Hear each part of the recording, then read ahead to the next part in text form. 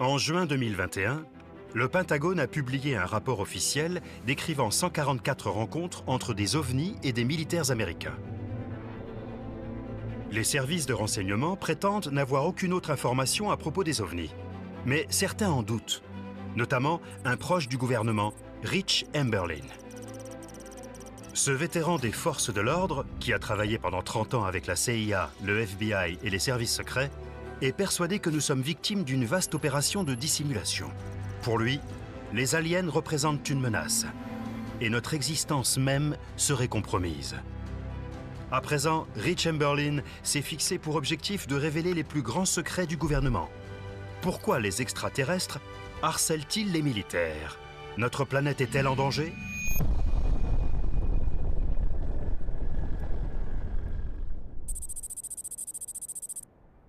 Rich a rendez-vous avec Mario Woods, un ancien officier de la police de sécurité de l'US Air Force, qui est bien placé pour savoir ce que l'armée dissimule.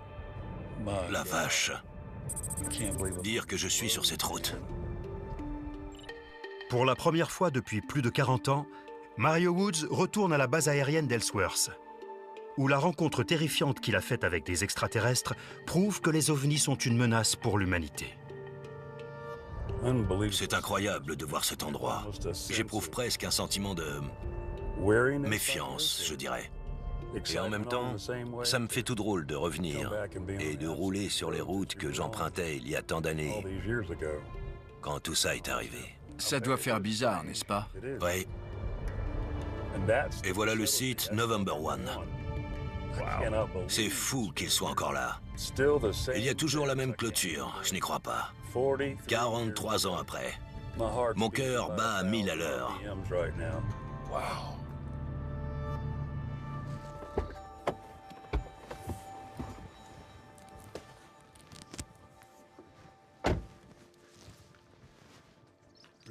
Je suis sans voix de voir comment est ce site aujourd'hui. Parce qu'il est toujours là? Oui, toujours là, et debout. Pendant la guerre froide, la base aérienne d'Ellsworth, dans le Dakota du Sud, abritait 150 missiles nucléaires, tous verrouillés, chargés et prêts à être lancés à tout moment. En 1977, Mario Woods surveillait l'un des centres de contrôle de lancement appelé November One. Et un jour précis a changé sa vie à jamais. Je me trouvais plus ou moins ici. Et directement à l'est, juste là, à environ 30 degrés, j'ai vu un objet qui était à des kilomètres de là. Et il était très brillant, plus brillant que tout ce qu'il y avait dans le ciel, et il clignotait. Je l'ai regardé pendant 1 minute et je me suis dit, c'est vraiment bizarre. Quand on regarde autour de soi, il n'y a absolument rien. La chose la plus brillante au sol serait le bâtiment. Alors pour m'amuser, je suis allé allumer les projecteurs et je suis revenu pour le regarder en fumant une cigarette. L'objet n'a pas bougé. Alors j'ai commencé à rentrer et quand je me suis retourné, il avait disparu. Aussitôt? Aussitôt. Je ne l'ai pas vu partir et il n'était plus là. Ce n'est que le début de son expérience. Peu après minuit, le centre de contrôle de lancement reçoit une alerte de menace élevée. Il y a eu infraction sur le site November 5, un silo à missiles situé à 15 minutes du centre.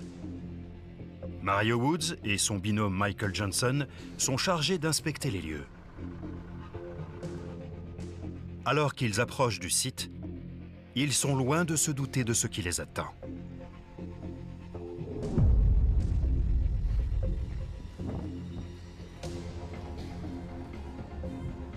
Je n'ai pas remis les pieds ici depuis longtemps. Je suis très ému. Donc c'est ici que c'est arrivé? C'est ça, ici même.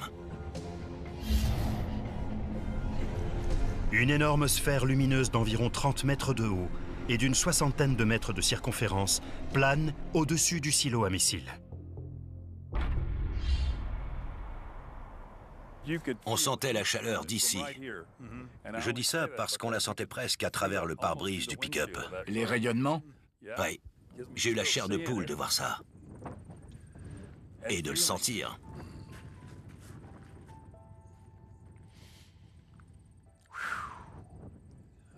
Ça me remue les tripes.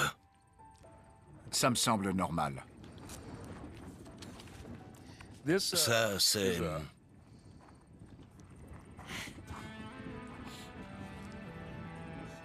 Ça va. C'est dur.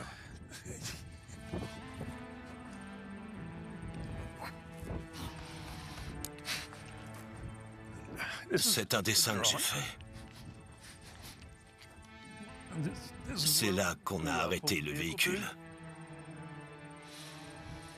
Et ça représente la clôture du site. Mario Woods garde un vif souvenir de s'être retrouvé paralysé face à cette inquiétante sphère brillante. Mais les événements terrifiants qui ont suivi sont restés enfouis dans sa mémoire pendant de longues années. Jusqu'au jour où un hypnotiseur l'a aidé à se remémorer ces instants occultés. As you're laying there totally relaxed, your mind starts to wander. And it goes back to that time that you were in the military. Before anything happens, you're sitting in the patrol vehicle. And what happened next? I was afraid to leave the vehicle. I should have just stepped out, but I couldn't. I was scared. It's okay, you're safe now, Mario. We're just looking at a movie. Okay? Take a deep breath and just pause the picture. L'atmosphère semblait avoir été aspirée autour de nous. Vous aviez du mal à respirer? Oui, il n'y avait pas d'oxygène, il n'y avait pas d'air. Je me suis appuyé sur le rebord de la vitre du pick-up et j'ai fait clignoter ma lampe torche vers cette chose, sans suivre de rythme particulier, comme j'avais fait avec les projecteurs sur le site de contrôle de lancement. Et presque aussitôt, la pression est tombée. Vous pensez avoir communiqué avec eux? C'est comme si j'avais demandé à être Soulagé? soulagé. Déjà choqué d'avoir vu l'OVNI au-dessus du silo à missiles et communiqué avec lui, Mario Woods et le sergent Johnson ne sont pas au bout de leur surprise, puisqu'ils se retrouvent ensuite face à plusieurs extraterrestres. So how many were there? Oh, Okay. and the tall one behind. So how tall was the tall one? 6 foot. Can you describe him? Yes. He had a long head. He had a very long head. And he was down just the bathroom. And the little guys didn't talk anything.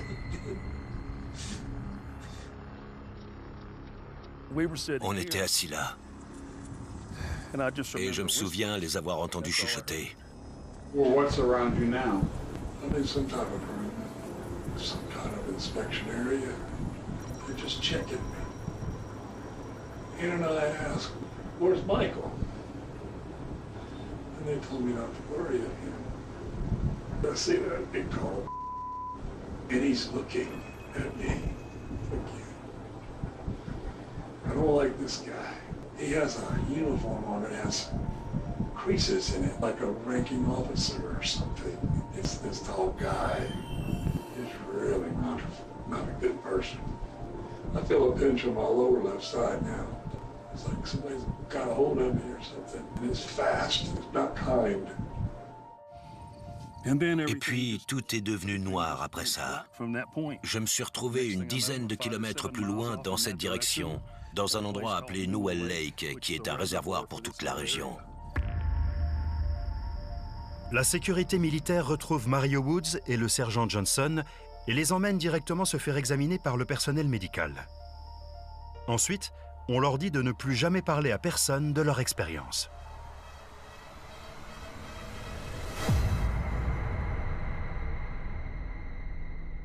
Ah, je sens encore l'air.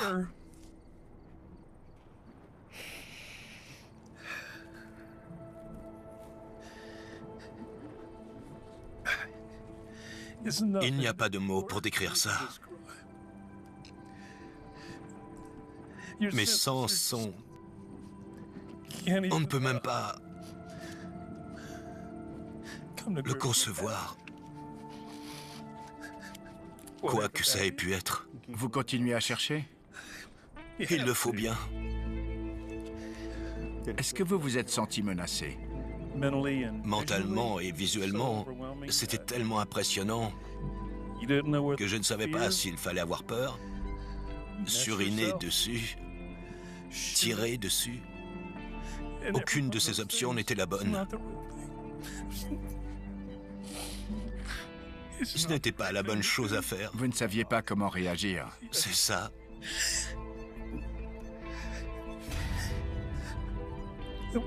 Ce qu'ils avaient l'intention de faire, ils l'ont fait. Et ils vont continuer à le faire.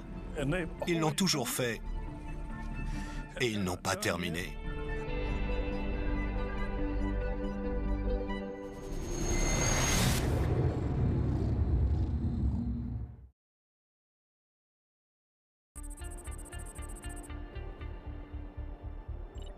Le souvenir de cette expérience hante Mario Woods depuis plus de 40 ans. Mais le fait que l'armée tente d'étouffer la vérité est d'autant plus effrayant. Pourquoi le gouvernement voulait-il faire taire les témoins? Était-ce pour cacher au grand public que les extraterrestres s'intéressaient aux bases militaires américaines? Si c'est le cas, nous pourrions être bien plus en danger que nous le croyons. Votre récit est incroyable. Je n'ose même pas imaginer ce que vous avez vécu. Si vous avez trouvé que mon expérience était effrayante, j'aimerais que vous parliez avec le capitaine Shindley. Il était à la base aérienne de Minot, dans le Dakota du Nord. Vous pouvez nous mettre en relation? Je peux, oui. Son histoire est très intéressante et très effrayante.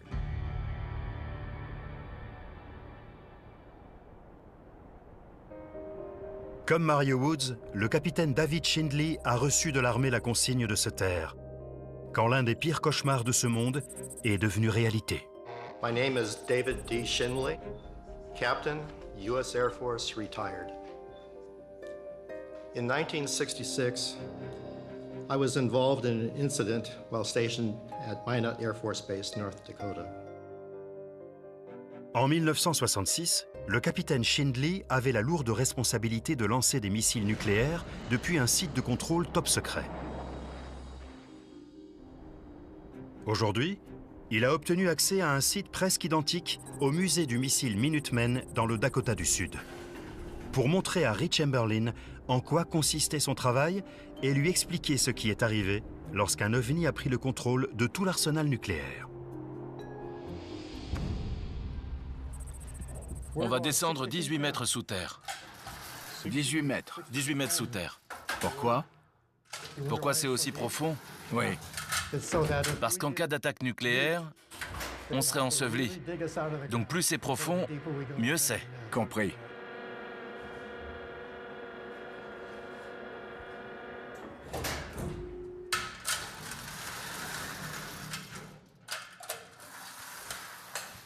Incroyable.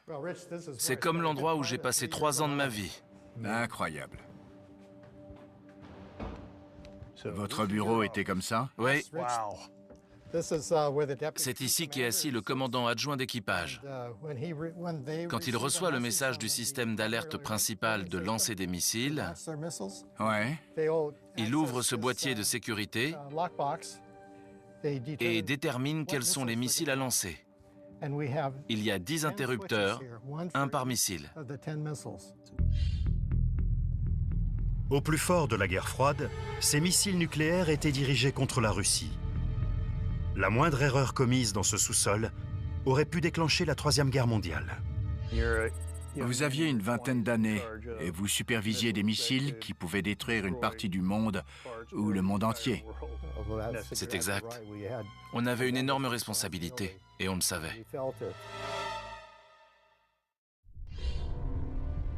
Mais rien n'aurait pu préparer le capitaine Shindley aux événements terrifiants qui surviennent une nuit de septembre, après un début de journée relativement tranquille. Racontez-moi ce jour-là. Vous vous réveillez, prenez votre petit déjeuner et regardez les infos à Minot. Que voyez-vous? Le présentateur du journal télé a annoncé que les habitants de Mohole, dans le Dakota du Nord, avaient vu d'étranges lumières pendant la nuit. et qu'ils pensaient que c'était un ovni. Ces lumières se trouvaient à l'ouest de la ville. Quand j'ai entendu ça, je me suis dit « Oh là là, je suis de Car November qui est situé à l'ouest de Minot. » Quand le capitaine arrive au site de contrôle, la nouvelle concernant l'OVNI s'est vite répandue. Le responsable de la sécurité aérienne est venu me dire « Vous avez entendu ce qu'il est arrivé la nuit dernière ?» Le responsable raconte au capitaine qu'un mystérieux ovni en forme de disque d'environ 30 mètres de diamètre a envahi le ciel à l'ouest du site de contrôle. Je sentais au ton de leur voix et à leur expression que ça avait été une expérience effrayante. Ils n'étaient pas sortis pour l'approcher, tellement ils étaient effrayés. Pendant un bref instant, l'OVNI est resté statique, puis il a subitement disparu dans la vaste campagne. Mais ce qu'il s'est passé ensuite tourmentera le capitaine jusqu'à la fin de sa vie. Ici, c'est le panneau de commande devant lequel le commandant est assis pour contrôler ses missiles. Les voyants verts indiquent que les missiles sont prêts à être lancés. On a vu tout de suite que les voyants verts étaient éteints. Mais d'autres indicateurs étaient allumés, les voyants jaunes et rouges. Mais les voyants allumés indiquaient une anomalie. Oui, c'est surtout que sans les voyants verts, le lancement était impossible. Quelques instants plus tôt, les 10 missiles étaient prêts à être lancés avant d'être subitement désactivés, rendant les États-Unis et le monde entier vulnérables à une attaque ennemie. C'était un grave problème, car on n'avait jamais été dans une telle situation. Il ne faisait aucun doute qu'un objet volant non identifié avait mis nos missiles hors d'état d'alerte. Face à cet événement inédit, le capitaine Shindley se demande si les États-Unis sont confrontés à une menace existentielle provenant d'un nouvel ennemi. S'ils sont capables de faire ça, quel genre de menace représentent-ils pour nous? S'ils ont réussi à mettre nos missiles à tête nucléaire hors d'état d'alerte, je me demande ce qu'ils pourraient faire d'autre. Pourraient-ils désactiver nos ogives nucléaires? Pourquoi s'y intéressent-ils? Cherchent-ils à préparer le terrain pour faciliter les choses? C'est une bonne question. L'armée est harcelée par eux depuis longtemps. En fait, mon commandant et moi avons reçu l'ordre, dès que nous sommes remontés à la surface le lendemain matin, de ne plus jamais parler de cet incident. On nous a dit, en ce qui vous concerne, ce n'est jamais arrivé. N'en parlez jamais à personne, ni même entre vous.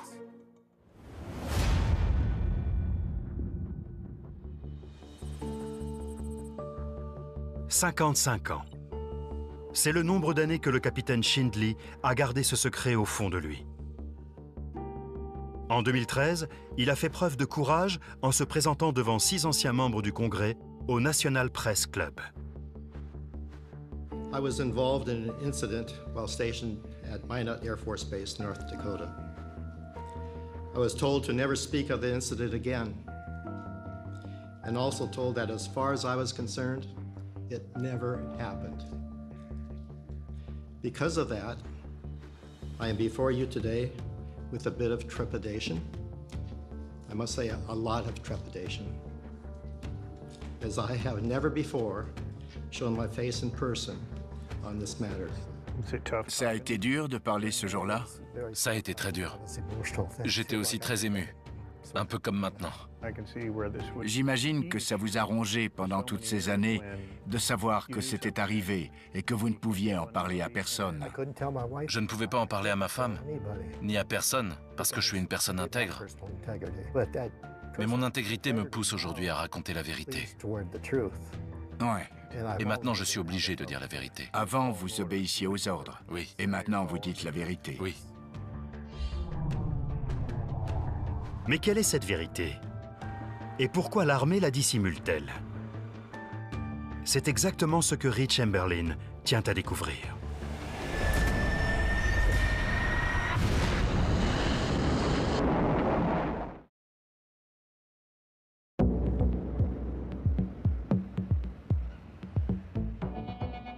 Depuis son entrevue avec David Shindley, Rich Chamberlain est convaincu que les ovnis sont capables d'entrer en guerre à tout moment.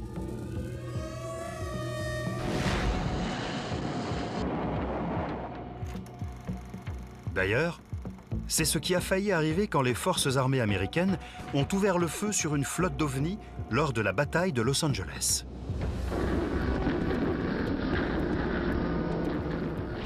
Durant les semaines qui ont suivi l'attaque de Pearl Harbor, beaucoup d'Américains craignaient que les Japonais n'envahissent rapidement leur territoire continental. Mais d'après Nick Pope, ancien enquêteur ufologue auprès du ministère de la Défense britannique, ce n'était pas le seul ennemi qui menaçait le pays.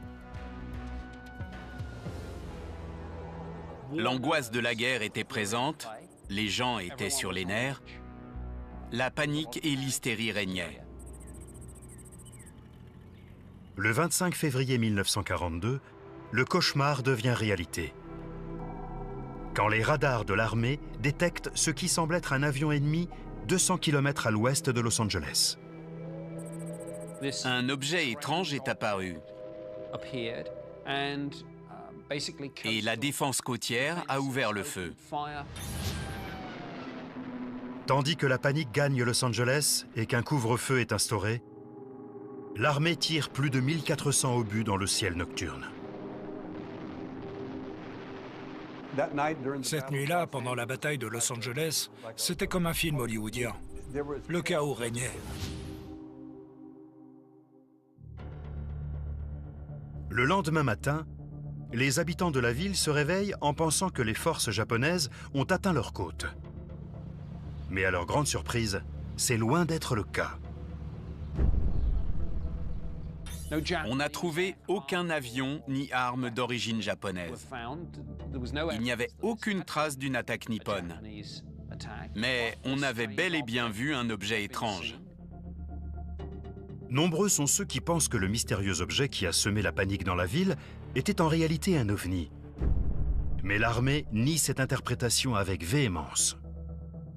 Ce qui me paraît incroyable, c'est que si les Japonais nous ont attaqués, comment ont-ils fait pour que leurs avions s'arrêtent en plein vol, sous les projecteurs, et prennent 1400 obus sans être touchés avant de repartir? À ce jour, ce qu'il s'est passé lors de la bataille de Los Angeles reste un mystère.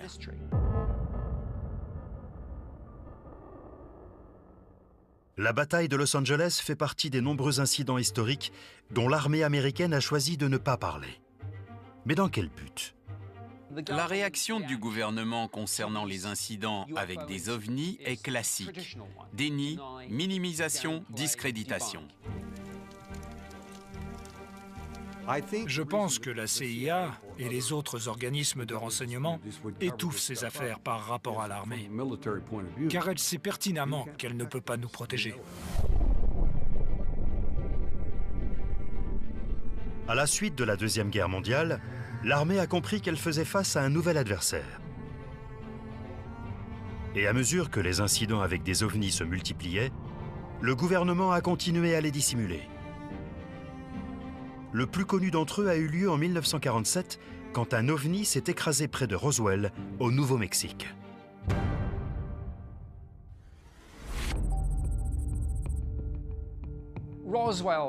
Roswell constitue le point de départ du phénomène moderne des ovnis. The Navy has no saucer-shaped aircraft or missile in any of these programs. The Air Force itself has officially admitted that flying saucers exist. 47 years ago, something crashed into the desert outside Roswell, New Mexico.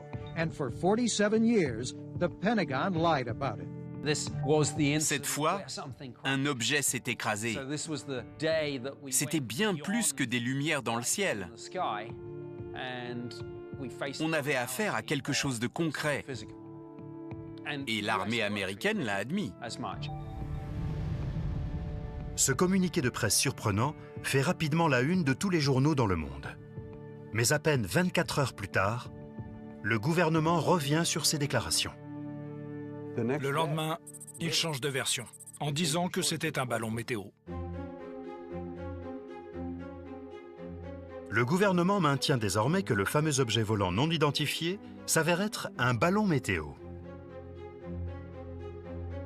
Apparemment, à un niveau bien plus élevé, quelqu'un a dit « on ne peut pas parler de soucoupe volante, il faut qu'on invente autre chose ». À mon avis, le président des États-Unis a été informé le lendemain et a dit « enterrez-moi tout ça ». C'est ce qu'ils ont fait. Le déni du crash de Roswell par l'armée et le gouvernement américain déconcerte l'opinion publique depuis plus de 80 ans. On entend parfois dire « on ne peut pas dissimuler un secret aussi énorme », mais si! L'histoire nous a prouvé à maintes reprises qu'on peut garder d'énormes secrets.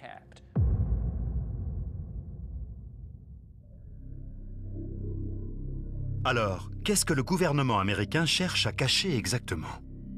Rich Chamberlain a trouvé une personne qui connaît la réponse. L'agent X, un ancien membre de la CIA qui a accepté de lui parler de manière anonyme. C'est incroyable qu'il ait accepté de me rencontrer, parce qu'il prend de gros risques à parler des ovnis. Quand je suis arrivé au siège, personne n'avait un bureau attitré. On s'installait au gré des besoins. À l'époque, dans les années 40, 50 et tout au long des années 60, tout était stocké dans des boîtes et des tiroirs de bureau. Il y avait plein de dossiers, et personne ne savait ce qu'ils contenaient. Quand l'agence s'est modernisée, elle a mis en place des plateaux de travail cloisonnés, et certains dossiers ont été stockés à l'ancienne, dans de grosses boîtes en carton.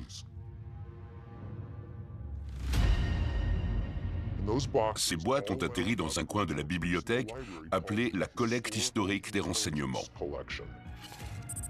J'y suis allé un jour, et j'ai vu une étagère avec des tas de boîtes. En passant devant, je suis tombé sur une étiquette Roswell. Je me suis dit, waouh, j'y crois pas.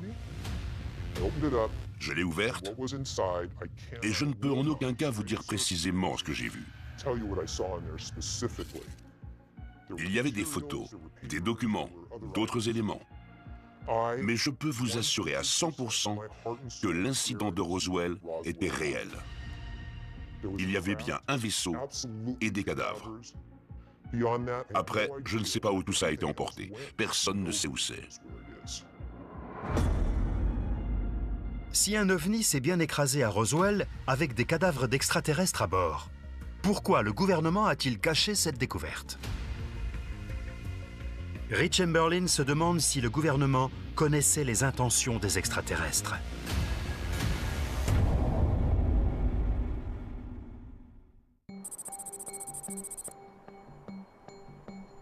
Après avoir eu la confirmation que le crash de Roswell avait bien eu lieu, Rich Chamberlain se pose une question cruciale. Que faisaient des ovnis dans ce coin perdu? Les extraterrestres se sont peut-être écrasés avant d'atteindre leur destination. Se rendaient-ils sur la base de lancement de White Sands, la plus grande installation militaire au monde, et le site d'essai de la première bombe atomique? La proximité de White Sands, qui est une base secrète d'essai d'armes, avec le site du crash de Roswell, n'était pas une coïncidence. Pour savoir pourquoi les extraterrestres auraient voulu venir en repérage sur la base de White Sands, Rich Chamberlain remonte aux années 1940, quand le gouvernement américain a autorisé un programme top secret d'essais nucléaires dont le nom de code était le projet Manhattan. Le but était de développer la première bombe atomique. Le 16 juillet 1945, leurs efforts se sont concrétisés. Après 3 ans de recherche, la toute première arme nucléaire a explosé dans le désert du Nouveau-Mexique, lors de l'essai Trinity.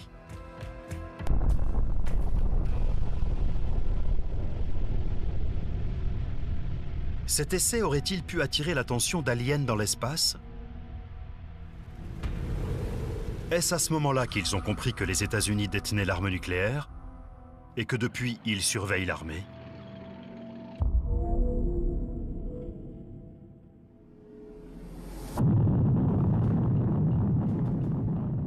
L'impact de l'essai Trinity a été de grande envergure. Les effets ont été ressentis à 160 km à la ronde. Ça a brisé des vitres à 200 km de là. l'essai Trinity a libéré une force explosive de 21 kilotonnes, soit l'équivalent de 10 000 tonnes de TNT, et a créé un éclair lumineux aveuglant, puis un énorme nuage en champignons de 11 600 mètres de haut. Mettez-vous à la place d'un planificateur de guerre alien qui observe la Terre et voit l'essai Trinity. Le moment est venu d'élaborer un nouveau plan, parce qu'il comprend qu'il a affaire à une puissance nucléaire.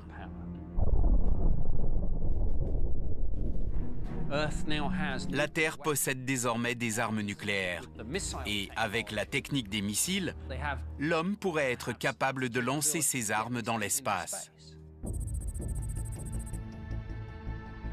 Le 9 juillet 1962, une arme nucléaire explose dans l'espace lors d'un essai du nom de code Starfish Prime lancé de l'atoll Johnston, 1450 km au sud-ouest d'Hawaï.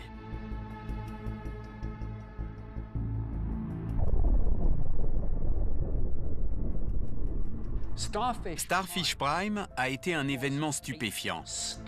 Une détonation à 400 km d'altitude dans l'espace.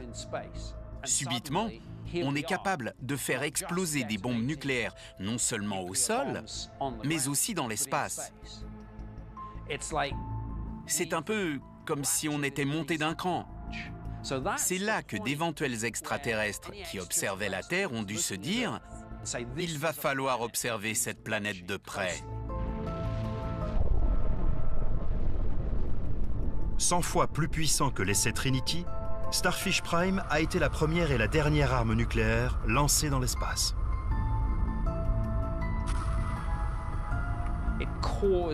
L'impulsion électromagnétique due à l'explosion a mis des réverbères hors service et a provoqué des interférences radio. On peut se demander ce qui a pu être perçu dans l'univers. C'est comme sonner une cloche et dire « On est là, venez nous chercher ». Les explosions nucléaires ont peut-être attiré des extraterrestres vers notre planète. Mais dans quel but? Est-ce pour cela que les ovnis ont commencé à surveiller notre armée? Rich Chamberlain se rend à Franklin, dans le Kentucky, pour enquêter.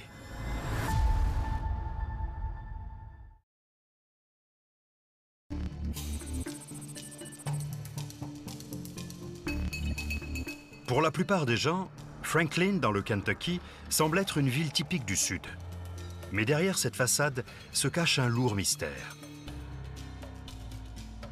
En 1948, c'est ici que le capitaine Thomas Mantell, un pilote de chasse de 25 ans, a fait la une des journaux du monde entier après s'être tué en poursuivant un ovni dans le ciel au-dessus de Franklin.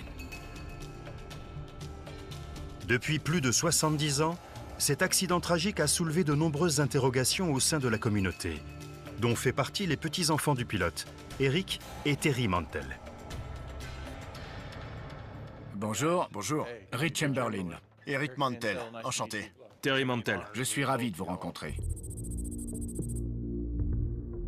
Rich Chamberlain pense qu'ils peuvent l'aider à comprendre jusqu'où l'armée est prête à aller pour dissimuler la vérité sur les ovnis.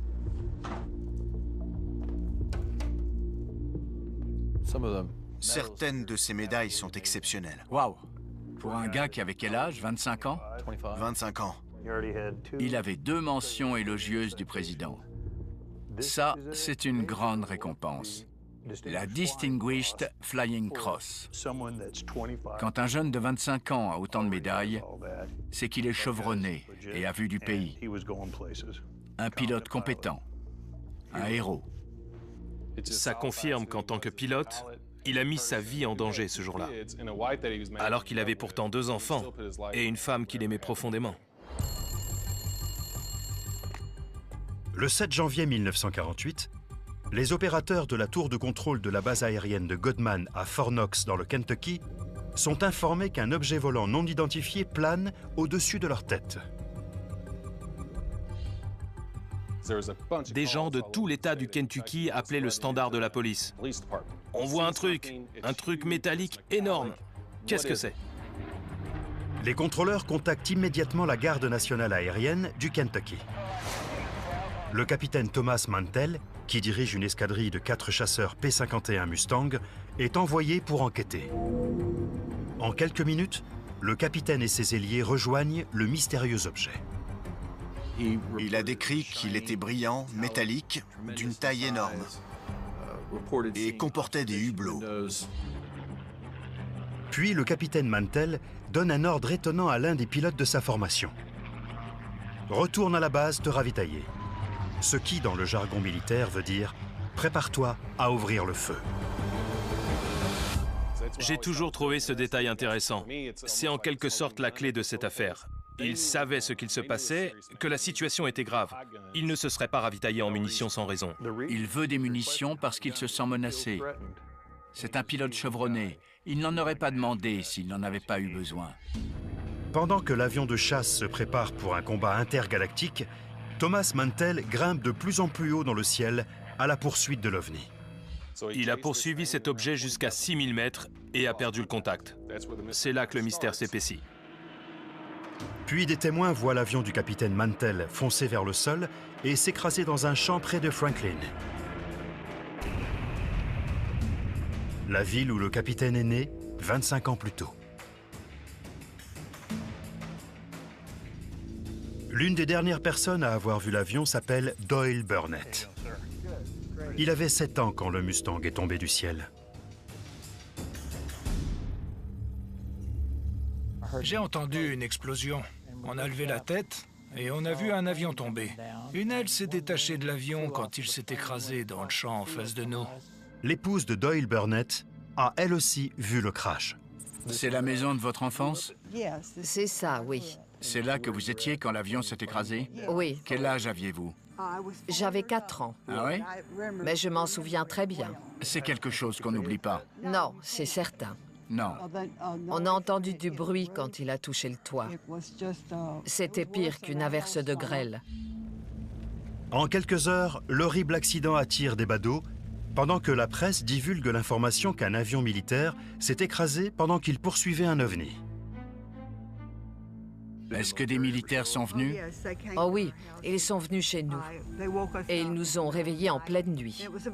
Il faisait très froid cette nuit-là.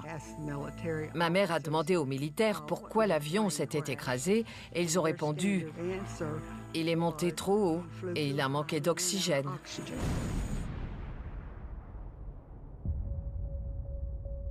De nombreuses théories ont été échafaudées pour expliquer les raisons du crash. Mais aucun rapport officiel ne mentionnait la présence d'un OVNI. Ça soulève plus de questions que ça n'apporte de réponses. Un rapport est sorti par la suite qui disait que... Après celui-là? Oui, oui. De l'armée? Un rapport de l'armée, oui. Qu'il poursuivait peut-être Vénus.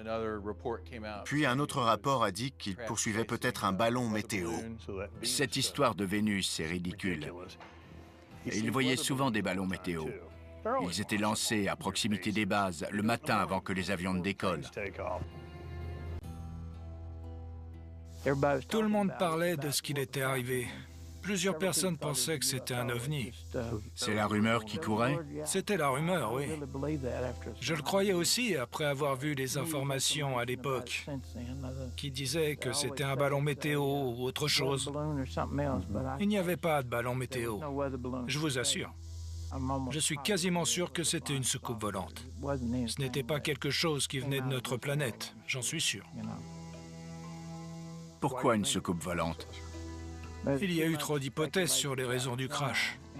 Et un ballon météo ne tenait pas la route, ni Vénus à 3 heures de l'après-midi. On n'aurait jamais vu Vénus en plein après-midi.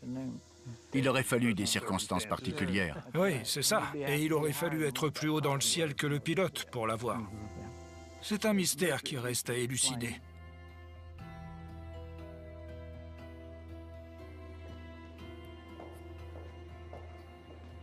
Je suppose que vous l'avez déjà vu, mais voilà la vitrine. Ouais. J'adore cette photo.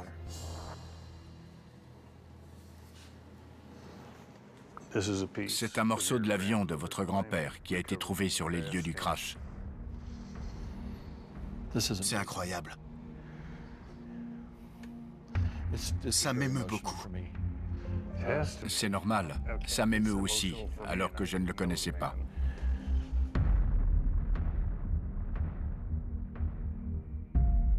Le capitaine Mantell est devenu une figure historique de Franklin. Aujourd'hui, ses petits-enfants ont enfin l'opportunité de lui rendre hommage.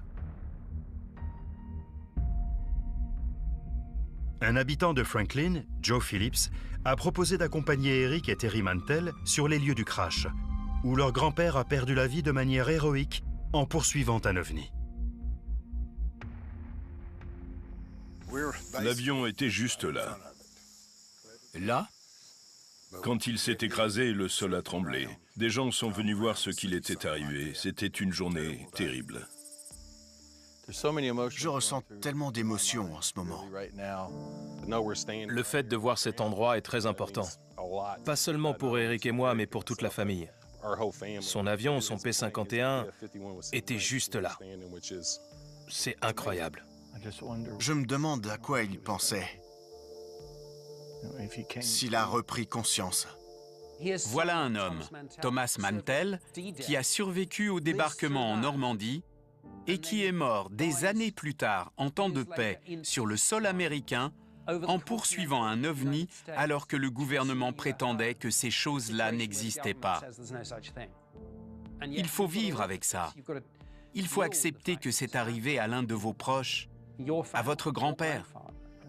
J'aimerais soulager votre peine, mais il n'y a pas de mots pour ça. Prenez votre temps. Je ne sais pas comment les gens surmontent ça. Je ne sais pas comment ils font leur deuil, mais j'espère qu'ils y arrivent. Prions, Seigneur. Merci pour cette journée. On sait que Tommy, sa mère et sa femme sont réunis maintenant. C'est ce qu'on croit, et c'est ce qui nous fait avancer. Et on t'aime, au nom du Christ. Amen.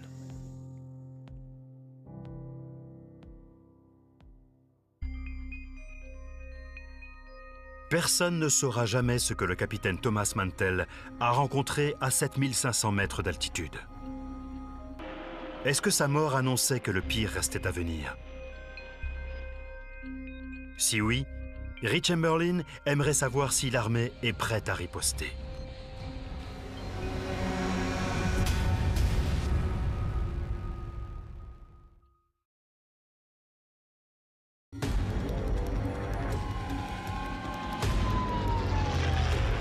Le capitaine Mantell a été le premier officier à perdre la vie en poursuivant un ovni. Personne n'avait reçu l'ordre de tirer sur un tel objet jusqu'en 1957, quand le commandant Milton Torres Jr. a survécu au plus grand face-à-face avec un ovni jamais répertorié, qui, encore une fois, a été dissimulé par l'armée.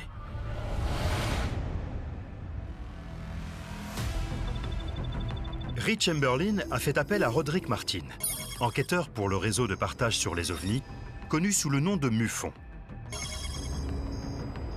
Après avoir vu un ovni poursuivre un avion de combat de l'US Air Force à l'âge de 12 ans, Roderick Martin a décidé de dédier sa vie à découvrir pourquoi les aliens ciblent les militaires.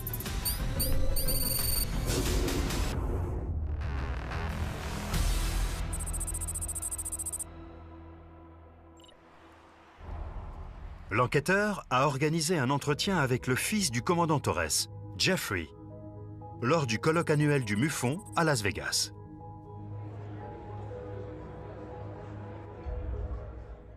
Jeff, merci d'être là aujourd'hui.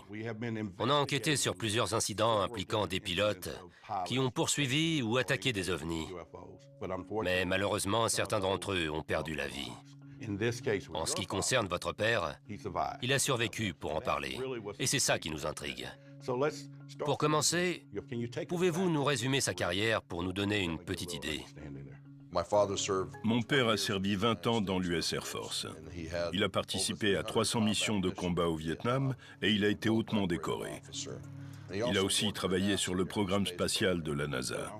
Wow, impressionnant. Je dois dire que j'étais très fier de mon père, car c'était quelqu'un d'impressionnant. À l'apogée de la guerre froide, l'hystérie face à l'invasion de l'URSS était à son summum. Et tout signalement d'un avion non identifié mettait l'armée sur un pied d'alerte. Le 20 mai 1957, le commandant Milton Torres Jr., alors sur une base américaine au Royaume-Uni, reçoit l'ordre de décoller sur alerte suite à la détection d'un objet mystérieux par les radars au sol.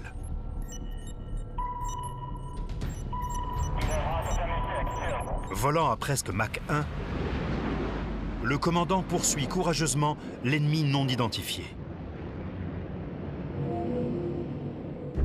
Il a dit que la signature radar était aussi grande que celle d'un porte-avions. C'était énorme. L'étrange point sur son écran radar ne ressemble à rien qu'il ait déjà vu. Il poursuivait cet objet sur son radar et je me souviens qu'il faisait des manœuvres incroyables qui défiaient les lois de la physique. C'est ce qu'il a dit. Ça défiait les lois de la physique. Équipé d'un arsenal de 24 missiles, le commandant Torres reçoit l'ordre de tirer. Il avait très peur. Il s'est dit, je vais déclencher la Troisième Guerre mondiale. Mais c'est quoi? Sur quoi je tire? Mais il a fait preuve de courage.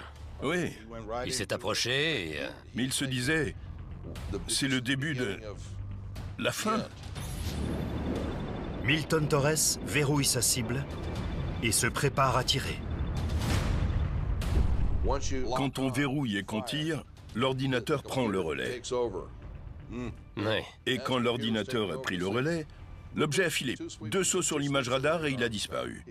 Il avait les genoux qui tremblaient. Qu'est-ce que c'était? Il était vraiment effrayé. Et il a appelé le centre de contrôle et a dit « Centre de commande, je ne sais pas ce qu'il s'est passé, mais ce truc a disparu de mon écran. » Quand mon père m'a dit que c'était un vaisseau extraterrestre, ça ne pouvait être que ça, un vaisseau extraterrestre. Après l'incident, le commandant retourne à la base où il est immédiatement intercepté par son officier supérieur. Un officier est arrivé avec un gars de la NSA en costume cravate, comme un commercial d'IBM.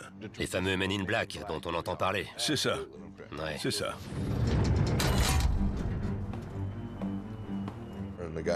Et le gars est arrivé et lui a dit « Vous aimez voler, lieutenant Torres ?» Mon père a répondu « J'adore ça. » Écoutez bien, il a dit « Si vous révélez ce qu'il est arrivé, vous ne volerez plus jamais. Vous serez dégradé, vous perdrez votre brevet de pilote et vous serez une grosse... » Et mon père a répondu « À vos ordres. N'en parlez jamais, ce n'est jamais arrivé. N'en parlez ni à votre femme, ni à personne. » 50 ans. Oui. Comment a-t-il fait pour tenir toutes ces années sans flancher? Ça l'a tourmenté. Il l'a enfoui, il l'a enterré et il refusait d'en parler. Et comment votre père a vécu après ça? Je crois que le plus dur a été de ne rien dire à son père. Mon père était très proche de mon grand-père. Ils étaient proches. Et le fait de ne rien pouvoir lui dire, c'était très compliqué. Et je crois qu'il est mort avec le regret de ne pas avoir pu en parler à son père. Il l'a emporté dans la tombe. Même si Milton Torres a l'interdiction de parler de sa rencontre avec un ovni, ça ne l'empêche pas de l'écrire en secret. Il savait qu'on avait étouffé l'affaire. Et il savait qu'il risquait d'emporter ce secret dans la tombe. Il a eu la bonne idée de se dire, dans ce cas, je vais faire une déclaration par écrit pour laisser une trace. En 2003, son récit refait surface lorsque le ministère de la Défense britannique déclassifie des milliers de pages de documents sur les ovnis et les rend accessibles au public. On m'a demandé de participer à la promotion de la déclassification et de la publication des documents sur les ovnis du ministère de la Défense. J'étais une sorte d'intermédiaire. Et j'ai pu prévenir Milton Torres que ça allait être divulgué et faire du travail médiatique avec lui. En avril 2009, Nick Pope invite le commandant à intervenir dans un colloque sur les ovnis à Gettysburg, dans le Maryland, où il a enfin pu raconter son histoire au public. So without any further ado from myself, I would like now to hand over to Major Milton Torres. Si on voulait un témoin irréprochable, Milton Torres avait le profil. C'était un héros décoré. On n'aurait pas trouvé mieux. I have been convinced since then that was an alien, and nobody's going to talk me out of that one. I did it myself, and I thank you for your.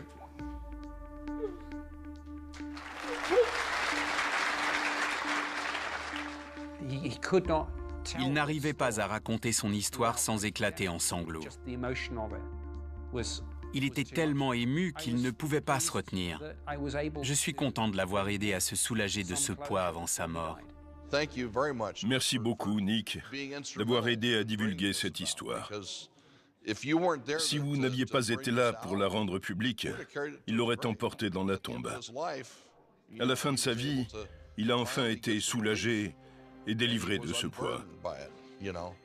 Vous êtes profondément touché par cette histoire de famille. Ne l'oublions pas. Je ne veux pas réduire votre père à un simple dossier. Mais il n'y a aucun doute que c'est l'un des incidents les plus importants et spectaculaires de tous les temps.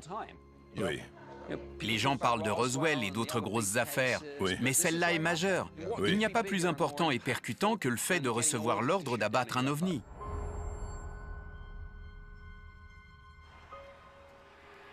Après le colloque MUFON, Roderick Martin conclut que si les supérieurs ont donné l'ordre de tirer au commandant Torres, il devait savoir que les ovnis représentaient une menace. Mais comment reconnaître une invasion alien?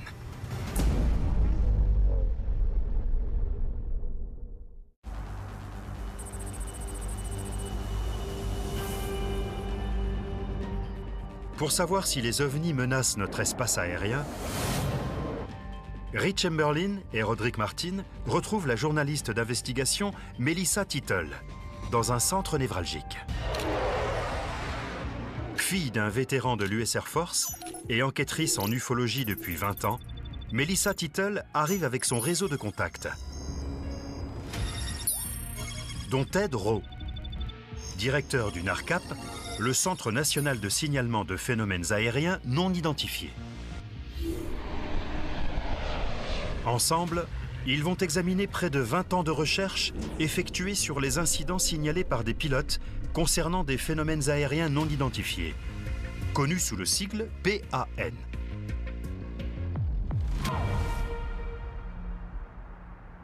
Ted Rowe, c'est un honneur de vous recevoir. J'ai envie de vous demander comment vous êtes-vous impliqué, notamment dans la recherche d'incidents touchant à la sûreté des avions. Je me suis intéressé à ce type de recherche parce que j'ai moi-même connu des expériences de PAN et j'ai voulu mieux les comprendre. Pouvez-vous nous parler d'une de ces expériences? C'était une observation au-dessus d'Oakland, en Californie, en janvier 1999. On roulait en direction du sud sur la 880. Mon amie Suzanne conduisait et à environ 1500 mètres, un objet s'est arrêté tout près des bâtiments fédéraux d'Oakland. Et là, il a fait un bond. Il a bougé en un clin d'œil. J'ai vu un cylindre d'environ 13 mètres de long. Il y avait 2 grandes lumières dessous.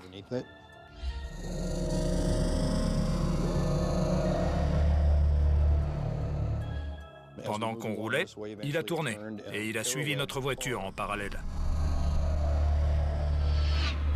Et puis tout est devenu tout noir, très vite. On a fait un bond de 3 heures. On a roulé pendant 1 minute 15 secondes en temps linéaire et 3 heures s'étaient écoulées. Wow, c'est incroyable. Est-ce que votre vie a changé après ça? Absolument. Je me sentais très mal. Et vous dédiez votre vie à ça? Oui, c'est devenu l'œuvre de ma vie. Je ne fais que ça. On récolte des données. J'ai plus de 100 ans de rapports de pilotes concernant des phénomènes aériens non identifiés. Quels sont les schémas qui ressortent dans vos recherches? Les pilotes signalent 4 types de PAN. Des boules de lumière, des sphères, des cylindres et des disques. Des formes géométriques classiques. Il y en a d'autres, mais ce sont les principales qu'on voit dans les données. Les boules de lumière représentent 50% des cas que nous connaissons pour l'instant. Quelles sont les interactions entre les pilotes et les boules de lumière? Dans certains cas, elles arrivent et tournent autour de l'avion. Dans d'autres cas, elles arrivent de loin et dépassent l'avion. Mais il semble que ça varie selon l'allure de l'avion. C'est-à-dire? La boule approche de l'avion et reste à ses côtés. Il y a une interaction entre elle et l'avion, contrairement à un objet qui ne ferait que le dépasser. Pourquoi est-ce qu'elles suivent ces avions?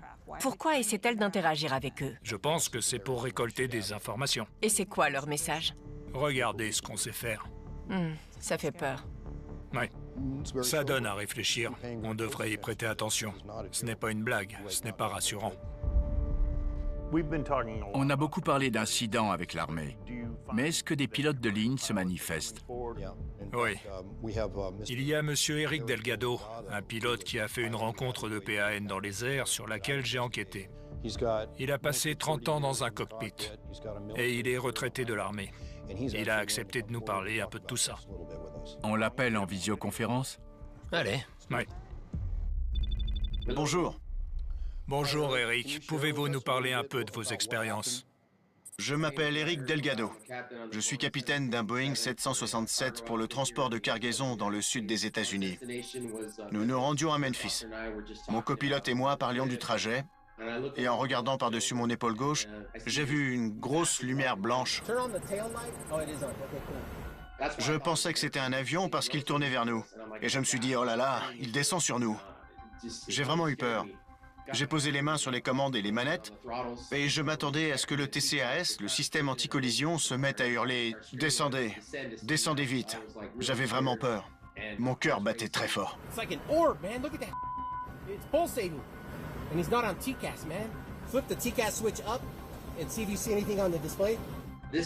Le système qui nous signale tout trafic à proximité ne s'est pas mis à sonner ni à afficher quoi que ce soit. That is a unidentified flying object, bro. Jeez, man, that is freaky, man. Et c'est là que j'ai compris. J'y crois pas, c'est un objet volant non identifié. Je pilote depuis près de 30 ans et je n'ai jamais vu une chose pareille. That is phenomenal, man. Look at that. There's our airplane, and there's no TCAS. There's weather about 40 miles off our left wingtip. Ça ne venait pas de ce monde. Wow. On ne peut pas rivaliser avec ce type de vitesse et de manœuvrabilité. Et s'il transportait un type d'arme, une sorte d'énergie plasmique, un missile serait archaïque. La menace est réelle. On est mal barré. S'il le voulait, il nous encerclerait. Si on devait noter une attaque de leur part, sur une échelle de 1 à 10, du moins au pire, je dirais qu'ils sont à 9. La raison de leur présence, je ne le sais pas plus que vous. Merci d'avoir pris le temps de nous parler. Merci beaucoup. Je vous en prie. Ravi de vous avoir rencontré. Quand un homme comme Eric Delgado parle, il est honnête et il raconte ce qu'il a vu. Les histoires de boules de lumière PAN remontent à plusieurs décennies. En fait, j'ai apporté des photos. En voici une, prise pendant la Deuxième Guerre mondiale de ce qu'on appelait des Foo Fighters.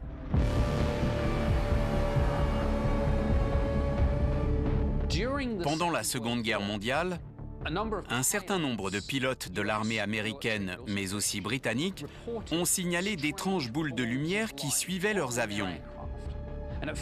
D'abord, ils ont pensé que c'était une nouvelle arme secrète allemande ou japonaise. Mais comme elle n'attaquait pas, ça ne collait pas. Après avoir été vues par de nombreux pilotes de l'armée, ces mystérieuses boules de lumière ont été surnommées Foo Fighters, ou chasseurs fantômes. Un opérateur radar. J'étais fan de la bande dessinée Smokey Stover, dont la phrase d'accroche était « Là où il y a du fou, il y a le feu », ce qui ne veut rien dire. Cet opérateur parlait d'une de ses observations et en référence à la bande dessinée, il a dit « Je suppose que ce sont des Foo Fighters » et le nom est resté.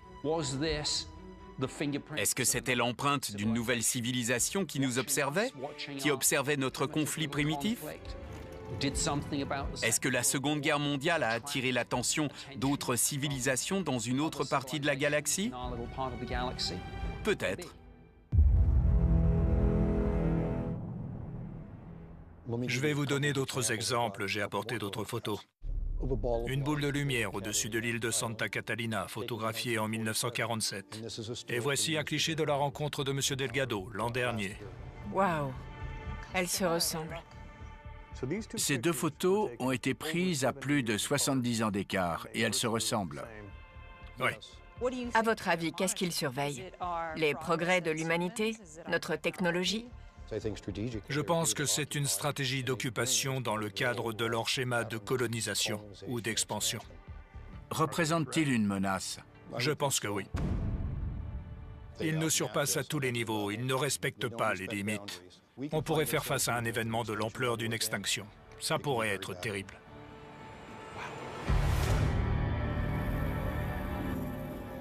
Si les extraterrestres décidaient d'entrer en guerre et d'envahir notre planète, l'humanité aurait-elle une chance de répliquer? Ou serait-ce la fin du monde tel que nous le connaissons?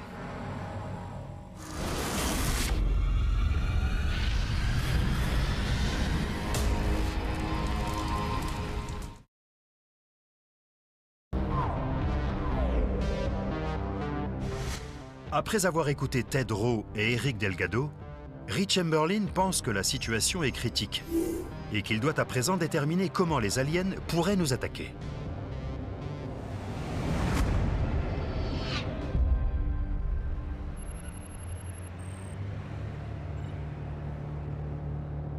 Pour se faire une meilleure idée du plan de guerre alien, il se rend au Texas pour rencontrer le lieutenant-colonel Kent Johnson, ancien pilote de l'US Air Force hautement décoré, qui pourrait l'aider à comprendre leur potentiel.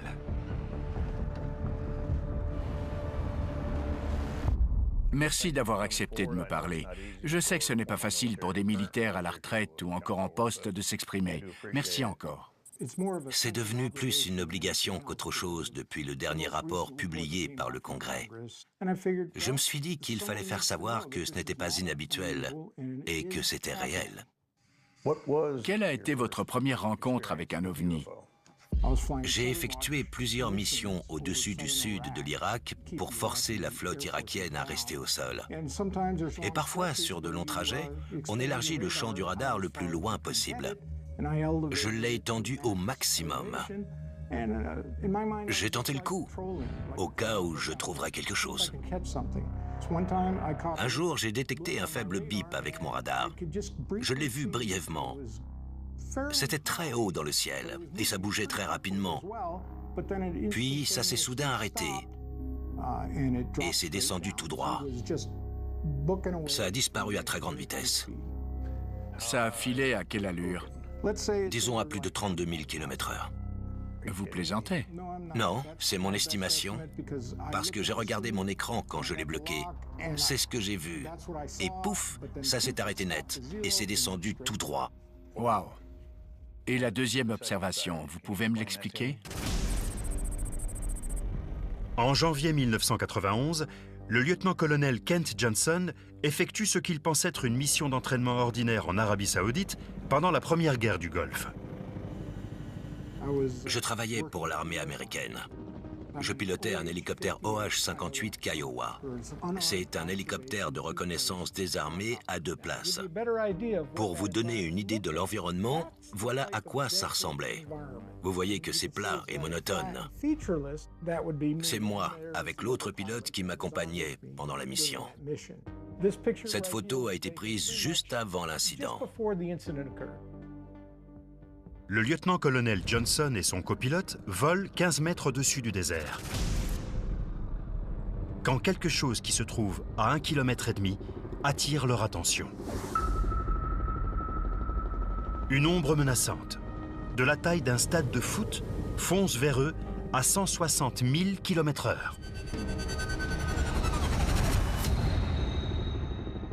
Et disparaît dans le désert. On a cherché partout, au-dessus et en dessous. Je ne voyais pas ce qui crée cette ombre.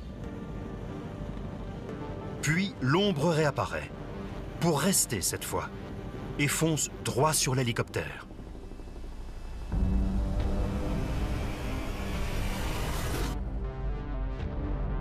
Subitement, l'ombre s'arrête juste devant eux.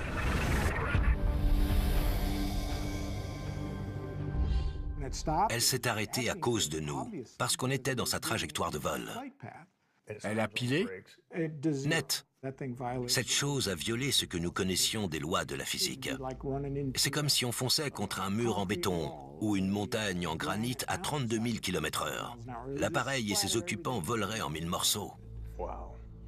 Je vais vous montrer quelque chose qui vous plaira.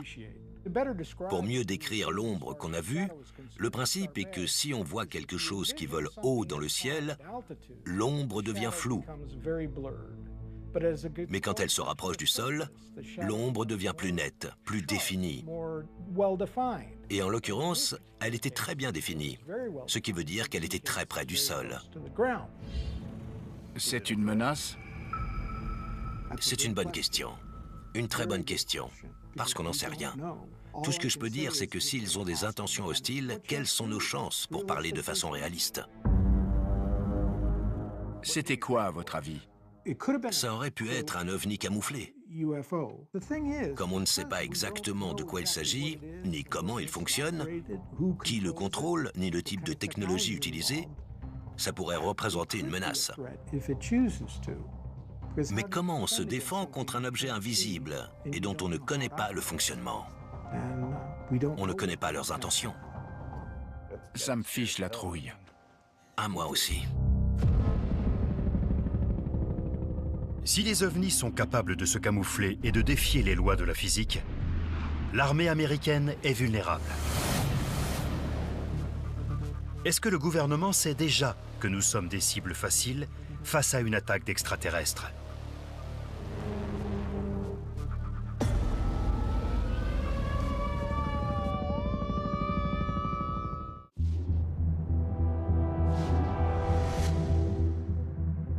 Grâce à sa conversation avec le lieutenant-colonel, Rich Chamberlain a compris que les capacités offensives des extraterrestres dépassent toutes nos techniques de défense actuelles.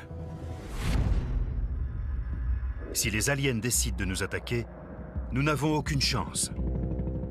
Ils sont capables d'anéantir nos armées et notre planète entière. Le gouvernement est-il conscient de cette issue fatale? Si oui, pourquoi cherche-t-il à nous la cacher?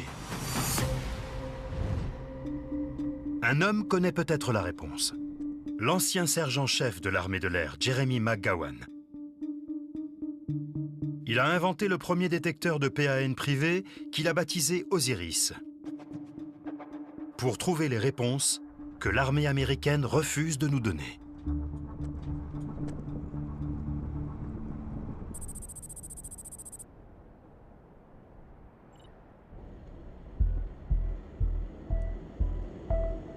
Rich Chamberlain a chargé Roderick Martin d'aller interroger cet homme dans sa ville natale de Las Vegas.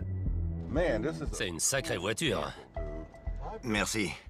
Vous êtes une sorte de savant fou. J'ai l'impression d'être dans SOS Fantôme. On a déjà comparé cette voiture à Ecto One.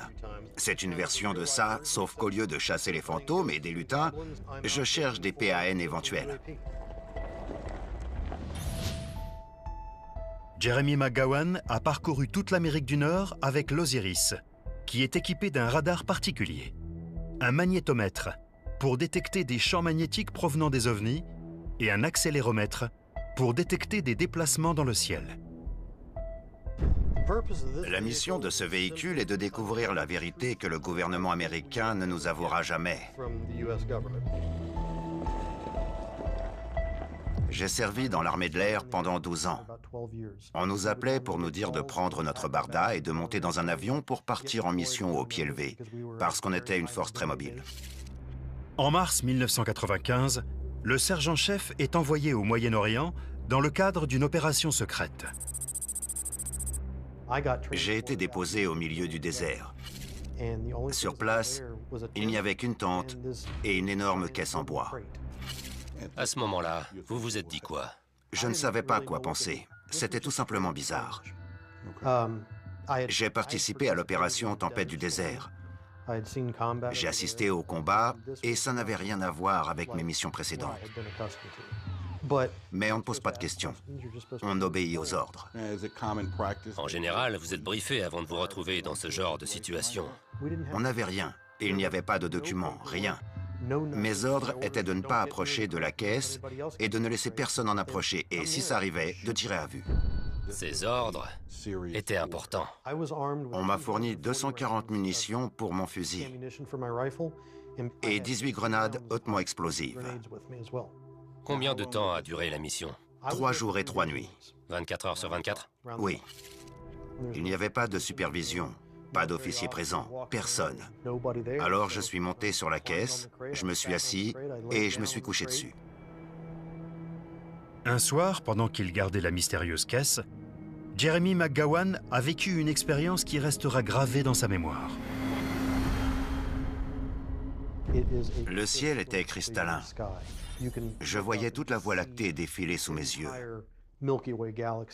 J'étais assis à regarder les étoiles avec mes lunettes de vision nocturne. J'étais détendu et je regardais le ciel quand j'ai vu un point lumineux brillant qui est arrivé derrière moi et qui est monté en flèche au-dessus de moi, puis a tourné à 90 degrés vers la gauche et a filé à 9 heures, en moins de 2 secondes. Quand il a viré, il n'a pas effectué une courbe. Il n'a pas ralenti. Puis il a recommencé encore et encore et encore. Waouh! Vous en pensez quoi? Je ne sais pas. Je sais seulement que j'ai vu quelque chose qui défiait les lois de l'aérodynamique. Est-ce que ça aurait pu être une étoile filante? Les étoiles filantes ne tournent pas. Ouais. Pas à angle droit. Ce n'était pas un avion, parce que c'était une zone interdite aux avions. Les avions n'avaient pas le droit de voler. Quand vous avez vu ça, vous deviez le signaler, non? Non. Je ne pouvais le dire à personne. Pendant des années, Jeremy McGowan s'est demandé ce qu'il y avait dans la caisse. Est-ce que l'OVNI qu'il a vu dans le désert était là par rapport à son contenu? En 2019, il a enfin obtenu une réponse qui laisse aussi penser à une dissimulation du gouvernement. J'ai réussi à trouver un gars qui faisait partie des Navy Seals. Il m'a parlé de la caisse. Il l'avait réceptionnée. La caisse contenait une arme nucléaire qui avait été volée à l'Empire soviétique à la fin de la guerre froide. Pour être précis, c'était un SS-24 qui peut contenir 10 ogives. Il a dit qu'il y en avait 8. Il y a environ 9 ans, j'ai appris que je souffrais d'une forme rare de cancer de la peau qui se développe uniquement suite à une exposition au rayonnement. Waouh! Depuis que son cancer a été diagnostiqué, Jeremy McGowan se méfie du gouvernement. Et encore plus de l'armée. Il se demande toujours ce qu'il nous cache d'autre.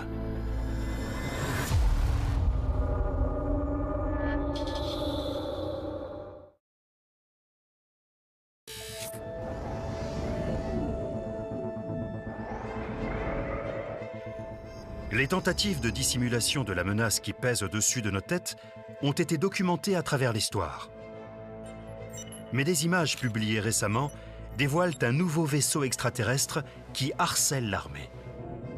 Cette fois, la vérité est plus difficile à cacher. Objet submersible non identifié, ou OSNI, est le terme officiel donné à ces étranges anomalies tapies dans les profondeurs de nos océans. Avec nos sous-marins à propulsion nucléaire et nos porte-avions déployés en mer, partout où il y a de l'eau, il peut y avoir une force de frappe extraterrestre.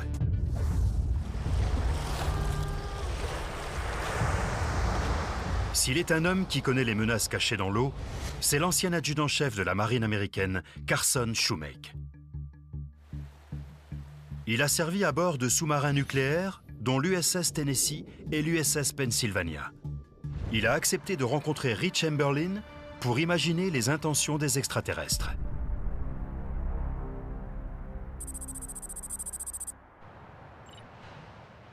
Carson, au cours de notre enquête, on a découvert que beaucoup de sites de lancement de missiles balistiques intercontinentaux dans le nord et d'autres parties du monde ont été complètement paralysés alors qu'il y avait des ovnis dans la région à ce moment-là. En décembre 1996, à Minot, 10 missiles ont été désactivés en même temps. Comment est-ce possible? Je ne connais personne, aucun gouvernement capable de faire ça. Si ça venait d'une autre nation, ce serait une déclaration de guerre. Quand on voit des choses comme les PAN arriver aux États-Unis, pourquoi on ne les abat pas? D'un point de vue militaire, on n'engage pas le combat contre quelque chose qu'on ne connaît pas. On ne sait pas de quoi ils sont capables. Soyons un peu logiques. Ils effectuent des voyages intergalactiques. Avec quoi on va leur tirer dessus? On a un peu la grosse tête si on pense qu'on est les seuls êtres du cosmos capables de raisonner intelligemment et de faire de la recherche, du développement technologique accéléré. On ne connaît même pas la taille de l'univers. Oui. Vous avez servi dans des sous-marins qui étaient des plateformes d'armes nucléaires opérationnelles? Oui. Avez-vous vu des choses qui sortaient de l'ordinaire? Oui. J'ai vu plusieurs anomalies de grande vitesse. Sous l'eau? Sous l'eau. Quand on regarde au sonar, il y a un affichage de fenêtres en cascade. Et on sait qu'un objet est passé très rapidement quand il traverse l'écran de part en part. Pouvez-vous me donner une idée de ce qu'est une grande vitesse? Elle dépassait les capacités de notre système. C'était plus rapide que le système. D'accord. J'ai compris qu'il y avait quelque chose dans l'eau qu'on ne voit pas habituellement. N'oubliez pas que tout le monde lève les yeux pour voir des ovnis, mais personne ne pense à regarder dans l'eau. Si j'étais un voyageur intergalactique qui cherchait à se cacher, je choisirais l'eau. On n'a même pas encore cartographié tout l'océan. Il y a de vastes zones de l'océan qu'on n'a pas encore explorées, surtout au fond. Je croyais qu'il avait été totalement cartographié. Non. Vous entendez des bruits tout le temps? Oui. Emmenez-moi sous l'eau et faites-moi écouter ce qu'on entend au sonar. J'ai quelques enregistrements sur mon téléphone. Je ne peux pas vous faire écouter tous les sons parce que certains sont classifiés. Ce son que je vais vous faire écouter, c'est une baleine. Wow, c'est plus fort que je ne croyais. Et ce son que je m'apprête à vous faire écouter, c'est le bruit d'une hélice de bateau. On reconnaît bien. C'est évident. Et voici un son qui n'a pas été identifié précisément. C'est l'armée canadienne qui l'a découvert et l'a qualifié d'OSNI.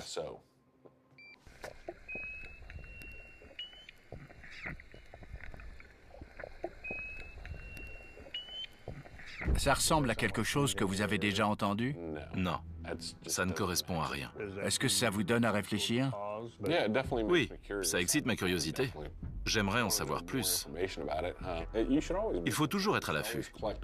Il faut toujours récolter toutes les données disponibles et être prêt à analyser tout ce que nos troupes peuvent croiser.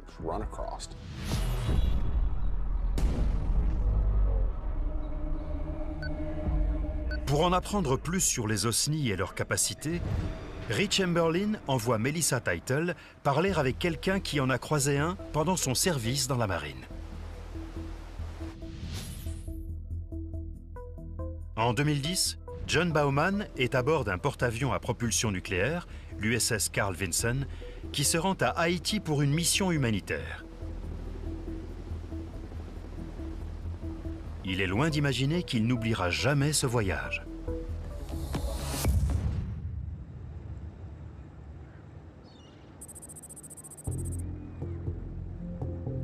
Parlez-moi de ce fameux jour.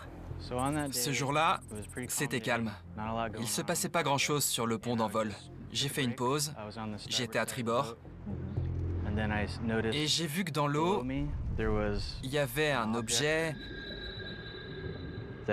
en forme de tic-tac. Ce n'était pas un sous-marin que vous aviez déjà vu? C'était totalement différent? Il n'avait pas les caractéristiques typiques d'un sous-marin. En général, il y a le mât du sous-marin qui est émergé. Dans ce cas précis, ça ressemblait à un objet compact. Montrez-moi à quoi il ressemblait. Ouais, volontiers. D'accord. Il mesurait environ 6 mètres de long. Et il avançait de ma gauche à ma droite. Il allait dans cette direction. Et la partie avant s'est effondrée sur elle-même et a disparu. Instantanément, l'OSNI en forme de tic-tac prend la forme d'un fer à cheval. En quelques secondes, il accélère et disparaît dans les profondeurs de l'océan. Est-ce que vous avez paniqué? Vous vous sentiez comment? Après ça, j'ai essayé d'oublier ce que j'avais vu. Cette étrange rencontre a marqué le jeune homme, car il pense que nos ennemis, d'origine terrestre ou pas, sont des êtres ou des choses que nous avons tort d'ignorer.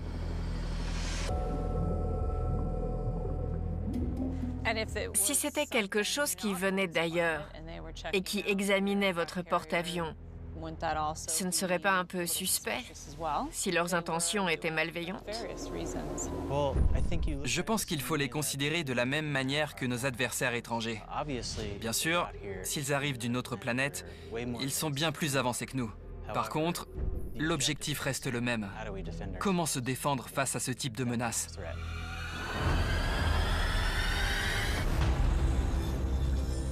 L'anéantissement de la race humaine est-il imminent? Ou pouvons-nous l'empêcher?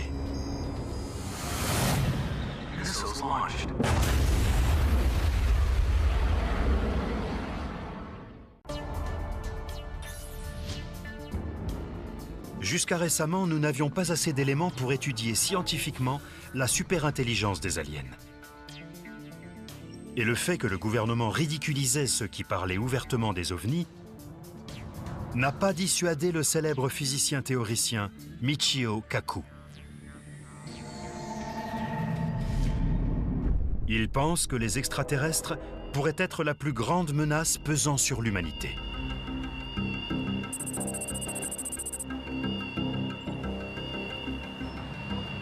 Surnommé le Einstein de notre époque, le professeur Kaku est considéré comme l'un des hommes les plus intelligents au monde.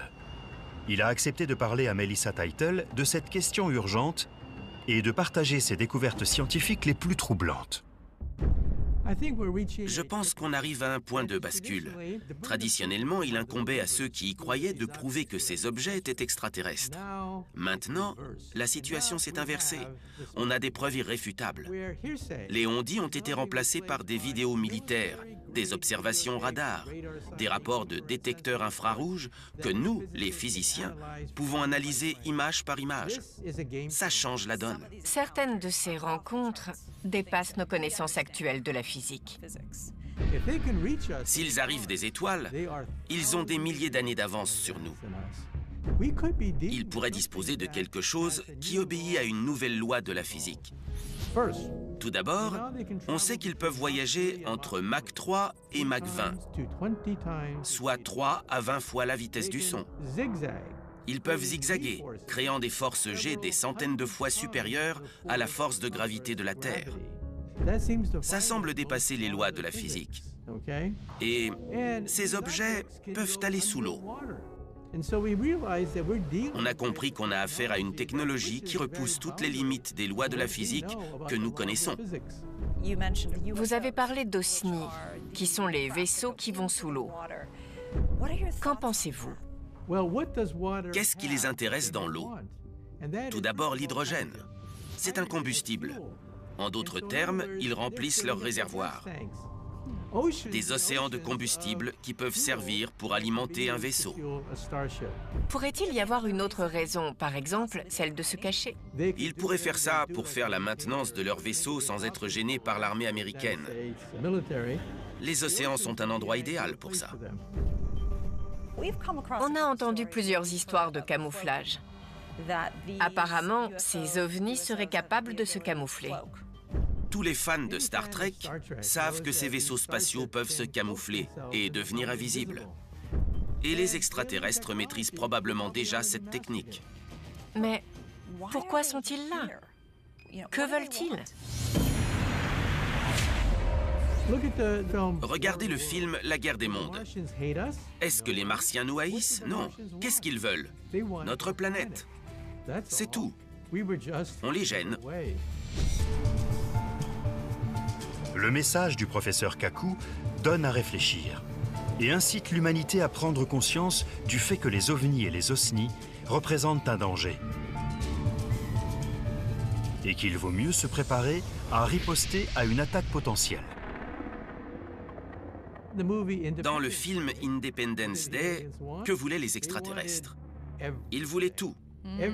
La moindre bribe d'énergie ou de ressources. C'étaient des criquets.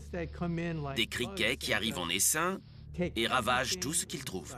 Si ça devait mal tourner et que nous devions les combattre, dans le pire des scénarios, on serait tout simplement moins bien armés et moins nombreux. Et on deviendrait une note de bas de page dans l'histoire de la Voie lactée.